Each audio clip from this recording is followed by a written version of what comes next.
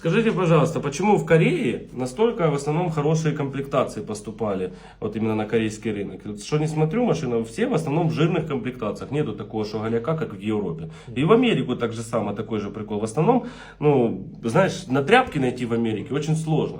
В основном тоже все в жирных комплектациях. В Европе, куда ни посмотри, одни пустяки. Ну, Ты видел, как ты поедешь в Корею, там просто как будто в другой хорошо, мир поеду попадаешь. сегодня в 8. Все. После работы. А меня возьмешь? Конечно, поехали.